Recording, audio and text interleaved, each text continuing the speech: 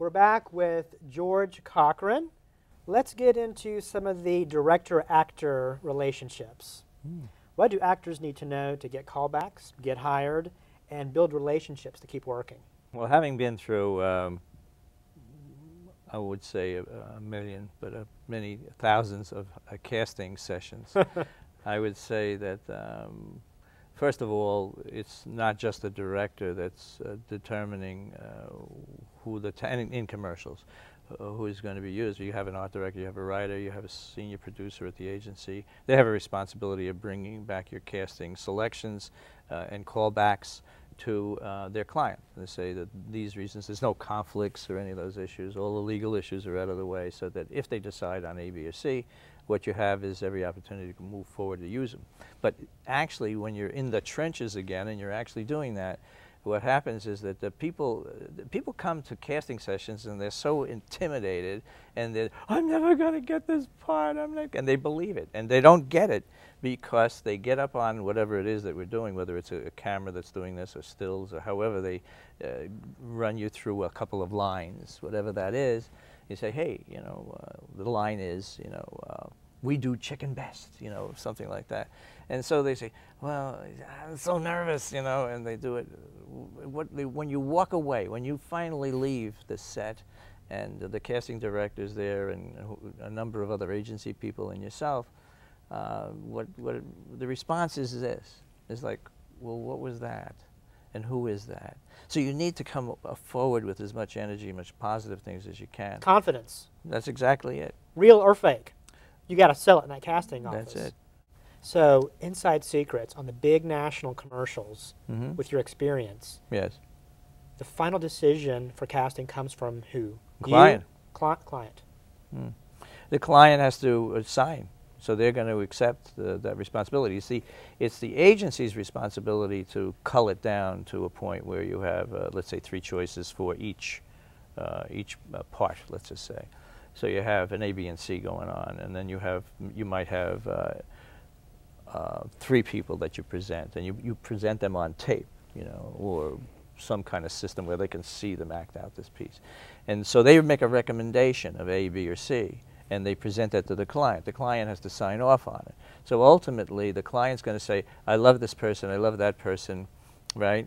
And they're going to say yes to that. So then they sign off on it. And then they go back to the agency, and the agency says, okay, we're going to do this. And of course, the director is responding to, like, well, I didn't get who I wanted, you know. It's a kind of an art. It's an emotional issue. It's a very, sometimes it's a warm feeling, and sometimes it's really difficult because you have to deal with so many decisions. And, you know, if it was up to every director, they'd be having all kinds of people come in and look a certain way. If it's up to an art director, it's another thing. It's a question of team effort is what you want to do. And that effort is not easily, because it's so subjective, just subjective. What do you recommend for those who want to get into directing? Directing. There's a nice word that comes out of New York, which is saurus. I don't know if people know what that means in Charlotte, but saurus means pain, right? And what you're going to have if you're going to be a director, it isn't like one of these things where I see this vision, and I'm going to have my DP do this thing, and it isn't that kind of thing. It's hard work. Everybody gets a shot at directing once, but you may never direct again because financially you took it in the wrong direction. In terms of aesthetics, you have the wrong casting, you're dealing with your talent in the wrong way, you're not communicating what the passion of a scene is. From a standpoint of just organization, you may not be a very organized person. You better have a dynamite producer, right? And so it goes on and on and on, that you can fail in so many categories. It's a wonderful profession. Now, all of this great information and advice will be expanded in April at an educational event called Film People. Yes. What is that? Thank you for that. Well, my give back is that I started all the film video courses at CPCC here in Charlotte, and we started with 5 students, and we have over 100.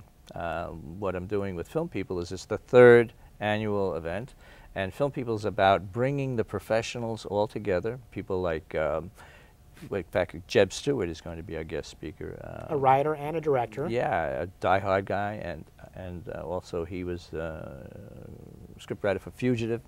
And so he's going to be on board, and the beautiful thing about it is to bring people of that quality to the inside of the Halton Theater on April 21st. And what's going to happen is that all these people gather, students, and what I've tried to accomplish, and I think it's really, really working now with the success of the program and the help from CPCC, is that we try to bring students to a bridge where we cross back and forth, where the professionals go to the students and the students go to the professionals, and that bridge is education. And the education that we're providing for them is very pragmatic.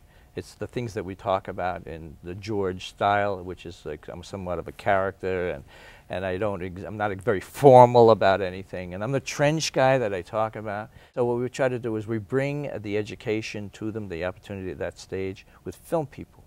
And Film People is a very cool event, and we're going to have some really wonderful people from the state are going to be coming down. Vice Chairman Todd Thorne of the Film Office, as well as some other people.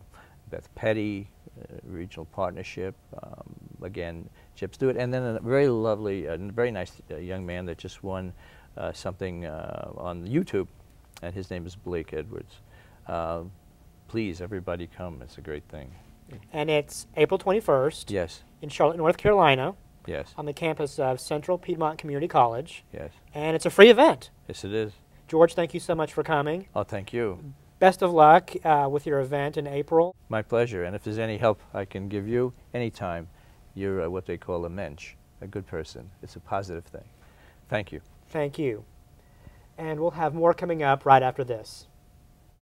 We'll be right back as Below the Line continues on TV 21. My next guest works countless hours preparing, scheduling, and organizing the filming schedule. Please welcome Assistant Director Todd Labarowski. Hi, Todd. Welcome. Hey, George. Thanks for having me. How have you been these days? Very busy. It's been a good year. I'm very blessed. Well, we're so glad that you're here. Let's just get right at it. How did you get started in this entertainment business? I was a production assistant first. That was my first job, and I did that for about 8 years. And then, you know, after 8 years of being a PA, I got into being an assistant director, and now I'm producing, and you know, I'm a first AD. So I'd accumulated many hours. You know, working as a production assistant, I was still on track to get into the Directors Guild, so I just kind of fished around and called some production managers and coordinators and producers that I had known, and you know, got hired again to work some more films and commercials. At that time, when I started to get back into, I was doing a lot more commercials because the NASCAR thing was starting to pick up. So that was great too, because there was a lot of work in Charlotte too during that time. I had lived out in LA years before and done a little bit of film work out there, but really wanted to jump in on the East Coast because I had family here, and that's where I was living at the time. So that's how I got back into it. And then I had been shooting a lot of commercials and had an opportunity to jump in an AD role because they couldn't find an AD in the area because everyone was booked already and somebody had canceled on them. So I jumped in on a commercial there. So between that time period, I kind of lucked out because that time, and then I had enough days, I was able to get into the Directors Guild. So, you know, that's kind of where it was going for me at that time. So now you're in the assistant directing environment. How do you transition from PA to the AD? You need 600 days in order to get in the Directors Guild. It's not like your normal job. I mean, you don't go in and you know, interview and here's your credentials and here's your resume, and you know, if you have to have some experience in the industry, but transitioning from PA to an assistant director is a very involved process, and it takes, just like I said, you know, 8 years of working in this industry. We'll have more with Todd right after this.